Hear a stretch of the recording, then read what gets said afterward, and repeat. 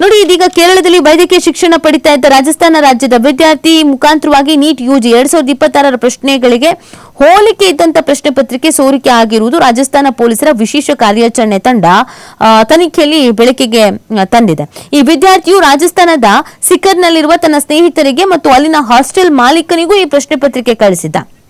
PDF ಸ್ವರೂಪದಲ್ಲಿ ಈ ಪ್ರಶ್ನೆ ಪತ್ರಿಕೆಯು ನಂತರ ವಾಟ್ಸ್ಆಪ್, ಟೆಲಿಗ್ರಾಮ್ ಮುಖಾಂತರವಾಗಿ ದೊಡ್ಡ ಪ್ರಮಾಣದಲ್ಲಿ ಹಂಚಿಕೆ ಆಗಿರುವುದು ತನಿಖೆಯಲ್ಲಿ ಕಂಡು ಬಂದಿದೆ.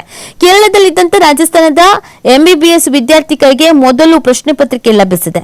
ಆತ ಅದನ್ನು ರಾಜಸ್ಥಾನದ ಸ್ನೇಹಿತರಿಗೆ ಕಳಿಸಿದ್ದಾನೆ. ಅಲ್ಲಿಂದ ದೇಶದ ವಿವಿಧೆಡೆ ಹಂಚಿಕೆ ಆಗಿದೆ ಅಂತ ತನಿಖಾ ತಂಡದ IG ಅಜಯ್ ಪಾಲ್ ಲಂಬಾ ಇಲ್ಲಿ ಮಾತನಾಡಿದ್ದಾರೆ. ವಿದ್ಯಾರ್ಥಿಗಳಿಗೆ ನೀಟ್ ಮಾದರಿ ಪ್ರಶ್ನೆಗಳನ್ನ ಸಂಗ್ರಹವನ್ನ ಈ ಕ್ವೆಶ್ಚನ್ ಬ್ಯಾಂಕ್ ವಿತರಿಸಲಾಗಿತ್ತು ಅಂತ ಹಾಸ್ಟೆಲ್ ಮಾಲೀಕ ವಿಚಾರಣೆ ವೇಳೆ ಹೇಳಿದ್ರು. ಈ ಮುಖಾಂತರವಾಗಿ ಪ್ರಶ್ನೆ ಪತ್ರಿಕೆ ಸೋರಿಕೆ ಆಗಿರುವ ಬಗ್ಗೆ ಪೊಲೀಸರಿಗೆ ಸುಳಿವು ಲಭಿಸಿತ್ತು ಅಂತ ಅಧಿಕಾರಿಗಳು ವಿವರಿಸಿದ್ರು. CBI ತಂಡ ಬುಧವಾರ ನವದೆಹಲಿಯಲ್ಲಿರುವಂತಹ ರಾಷ್ಟ್ರೀಯ ಪರೀಕ್ಷಾ ಏಜೆನ್ಸಿ ಕೇಂದ್ರ ಕಚೇರಿಗೆ ಭೇಟಿ ನೀಡಿ ಪರಿಶೀಲನೆ ನಡೆಸಿತು. ನೀಟ್ ಯುಜಿ 2026 ಪರೀಕ್ಷಾ ಪತ್ರಿಕೆಯಲ್ಲಿ ಭಾಗಿಯಾದ ಅಧಿಕಾರಿಗಳ ಜೊತೆ ಮಾತುಕತೆ ನಡೆಸಿತು. ಮೂಲಗಳ ಪ್ರಕಾರ ಪ್ರಶ್ನೆ ಪತ್ರಿಕೆ ಸೋರಿಕೆ ಪ್ರಕರಣಕ್ಕೆ ಸಂಬಂಧಿಸಿದಂತೆ ರಾಜಸ್ಥಾನ ಪೊಲೀಸರ SOG ತಂಡ ಇದುವರೆಗೆ 150ಕ್ಕೂ ಹೆಚ್ಚು ಜನರನ್ನ ಬಂಧಿಸಿದ್ದಾರೆ ಅನ್ನುವಂಥದ್ದು ಗೊತ್ತಾಗ್ತಾ ಇದೆ. ಆರೋಪಿ ಬಿಜೆಪಿ ಮುಖಂಡ ಅಂತ ಕಾಂಗ್ರೆಸ್ನವ್ರು ಹೇಳ್ತಾ ಇರೋದು. ನೀವು ಇದನ್ನೇ ಮಾಡ್ಕೊಂಡು ಕೂತ್ಕೊಂಡಿರಿ. ಅವ್ರ ಮೇಲೆ ಇವ್ರು ಹೇಳ್ತಾರೆ, ಇವ್ರ ಮೇಲೆ ಅವ್ರು ಹೇಳ್ತಾರೆ. ಉದ್ಧಾರ ಆಗೋದು, ಅಭಿವೃದ್ಧಿ ಆಗೋದು, ಇದನ್ನ ಮಾಡಕ್ ಹೋಗ್ಬೇಡಿ ನೀವು. ಪ್ರಶ್ನೆ ಪತ್ರಿಕೆ ಸೋರಿಕೆಯಲ್ಲಿ ಭಾಗಿಯಾದಂತ ಆರೋಪದಡಿ ಬಂಧಿತನಾದ ಒಬ್ಬ ರಾಜಸ್ಥಾನ ಬಿಜೆಪಿ ಮುಖಂಡ. ರಾಜ್ಯ ಸರ್ಕಾರವು ಈ ವಿಷಯವನ್ನ ಮುಚ್ಚಾಕೋಕೆ ಪ್ರಯತ್ನಿಸ್ತಾ ಇದೆ ಅಂತ ರಾಜಸ್ಥಾನದ ಮಾಜಿ ಮುಖ್ಯಮಂತ್ರಿ ಕಾಂಗ್ರೆಸ್ನ ಮುಖಂಡ ಅಶೋಕ್ ಗೆಹ್ಲೋಟ್ ಅವರು ಆರೋಪಿಸಿದ್ದಾರೆ. ಅದೇ ಆರೋಪವನ್ನು ನಿರಾಕರಿಸಿರುವಂತಹ ಬಿಜೆಪಿ ಬಂಧಿತ ಪಕ್ಷದಲ್ಲಿ ಯಾವುದೇ ಹುದ್ದೆ ಹೊಂದಿರಲಿಲ್ಲ ಅಂತ ಹೇಳಿದೆ. ಎಕ್ಸ್ ನಲ್ಲಿ ಪೋಸ್ಟ್ ಮಾಡಿರುವಂತಹ ಅಶೋಕ್ ಗೆಹ್ಲೋಟ್ ಪೊಲೀಸರು ಬಂಧಿಸಿರುವ ದಿನೇಶ್ ಪಿನ್ವಾಲ್ ರಾಜಸ್ಥಾನದ ಬಿಜೆಪಿಯ ಯುವ ಮೋರ್ಚಾ ಜೈಪುರ ಗ್ರಾಮೀಣ ಘಟಕದ ಕಾರ್ಯದರ್ಶಿ ಅಂತ ಬರೆದು ಭಾವಚಿತ್ರವನ್ನು ಹಂಚಿಕೊಂಡಿದ್ದಾನೆ. ಯಾವನಾರು ಆಗ್ಲಿ ಒಳಗೆ ಹಾಕಿ ಇದಕ್ಕೇನ್ ಆಕ್ಷನ್ಸ್ ತೆಗೆದುಕೊಳ್ಬೇಕು ಅನ್ನೋದ್ರ ಬಗ್ಗೆ ಗಮನ ಹರಿಸಿ. ಅದನ್ನ ಬಿಟ್ಟು ನೀವುಗಳೇ ಇಲ್ಲಿ ಬಡ್ದಾಡ್ಕೊಂಡು ಕುತ್ಕೋಬೇಡಿ. ಅವ್ರ ಮೇಲೆ ಇವ್ರ ಮೇಲೆ ಏನಾದ್ರೂ ಹೇಳಿ. ನೀವು ಒಂದು ಧಾರ್ಮಿಕ ವಿಚಾರ ತಗೋ, ಇದು ಬಿಜೆಪಿ ಕಾಂಗ್ರೆಸ್.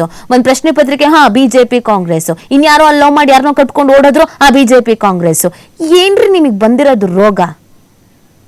ಯಾವ ವ್ಯವಸ್ಥೆನ ಸರಿ ಮಾಡ್ಬೇಕು, ವ್ಯವಸ್ಥೆನ ಹೆಂಗ್ ಬದಲಿಸ್ಬೇಕು ಅದಿಲ್ಲ ನಿಮ್ ತಲೆಗಳಲ್ಲಿ. ಬರೀ ಅಲ್ಲೂ ಕಚ್ಚಾಟ. ಉದ್ಧಾರ ಆಗದಾದ್ರೆ ಎಲ್ಲಿಂದ? ನೀವು ಇದನ್ನೇ ಮಾಡ್ಕೊಂಡು ಕುತ್ಕೊಂಡಿರಿ. ಎಲ್ಲ ಕುತ್ಕೊಂಡು ಮಾತಾಡ್ಕೊಂಡು ಬಗೆಹರಿಸ್ಕೊಂಡು ಏನ್ ಮಾಡ್ಬಹುದು, ಮುಂದಿನ ಭವಿಷ್ಯದ ಚಿಂತನೆಯನ್ನ ಹೆಂಗೆ ನಾವು ಸರಿ ಮಾಡ್ಕೊಳ್ಬಹುದು, ಇದಿಲ್ಲ ನಿಮಗೆ. ಮಾತಿತ್ತದೆ ಇವ್ರು ಅವ್ರ ಮೇಲೆ ಹೇಳು, ಅವ್ರು ಇವ್ರ ಮೇಲೆ ಹೇಳು. ಆಯ್ತು, ಬಿಜೆಪಿ ಅವನೇ ಅಂತ ಅನ್ಕೊಳ್ಳಿ. ಏನ್ ಇವಾಗ? ಈಗ ಅನ್ಯಾಯ ಆಗಿದೆಯಲ್ಲ, ಅದನ್ನ ಸರಿಪಡಿಸೋದು ಹೆಂಗೆ? ಈಗ ಎಕ್ಸಾಮ್ ಬರ್ದಿದ್ರಲ್ಲ ಕಷ್ಟಪಟ್ಟು, ಫೀಸ್ ಕಟ್ಕೊಂಡು, ಇನ್ನೊಂದು ಮತ್ತೊಂದು ಮಾಡ್ಕೊಂಡು, ಅವ್ರ ಕತೆ ಮಾತಾಡಿ ಸ್ವಾಮಿ. ನೀವು ತನಿಖೆ ಆಗ್ತಾ ಇದೆಯಲ್ಲ, ಯಾವನಾದ್ರೇನು ಒಳಗೆ ಹಾಕ್ತಾರೆ.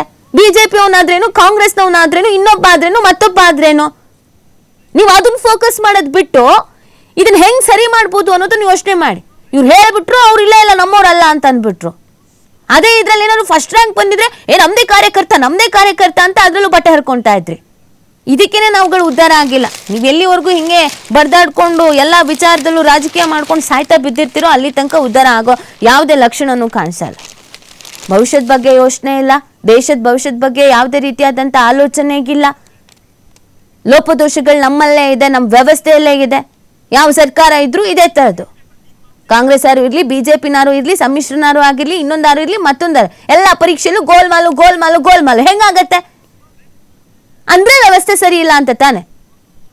ಎಲ್ಲ ಹಿರಿಯರು ಇದ್ದೀರಾ, ಅನುಭವಿಗಳು ಇದ್ದೀರಾ, ಎಲ್ಲ 30-35-40 ವರ್ಷದಿಂದ ರಾಜಕಾರಣ ಮಾಡ್ಕೊಂಡು ಬರ್ತಾ ಇದ್ದೀರಾ. ಅಪ್ಪ, ಮಗ, ಮೊಮ್ಮಗಳು, ಸೊಸೆ ಎಲ್ರು ನೀವು MP MLA ಎಲ್ಲ ಆಗ್ತೀರಾ. ಸರಿ ಮಾಡೋದು ಹೆಂಗೆ ಅಂತ ಯೋಚನೆ ಮಾಡೋದಕ್ಕಾಗಲ್ವಾ? ಅದನ್ನ ಬಿಟ್ಬಿಟ್ಟು ಇಲ್ಲಿ ಕುತ್ಕೊಂಡು ಅವ್ರ ಮೇಲೆ ಇವರು, ಇವ್ರ ಮೇಲೆ ಅವರು. ಎಷ್ಟೋ ವಿದ್ಯಾರ್ಥಿಗಳು ಕಣ್ಣೀರ್ ಹಾಕ್ತಾ ಇರ್ತಾರೆ. ಹೊಟ್ಟೆವ್ರಿ ಅಲ್ವಾ ಅವ್ರಿಗೆ? ಕಷ್ಟಪಟ್ಟು ಓದ್ದವ್ರಿಗೆ, ಕಷ್ಟಪಟ್ಟು ಬರ್ದವ್ರಿಗೆ ಇನ್ನೊಂದ್ಸತಿ ಎಕ್ಸಾಮ್ ಒಂದೇನು ಪುಕ್ಷಟ್ಟೆನ? ದುಡ್ಡು ಖರ್ಚು ಮಾಡಿದ ತಕ್ಷಣ ಇನ್ನೊಂದ್ಸತಿ ಎಲೆಕ್ಷನ್ ನಿಂತು ಗೆಲ್ಬಹುದು ಅಂತ ತೀರ್ಮಾನಕ್ಕೆ ಬರ್ತೀವಲ್ಲ, ಹಂಗ ಅನ್ಕೊಂಡಿದ್ದೀರಾ ಎಕ್ಸಾಮ್ಸ್ಗಳಂದ್ರೆ?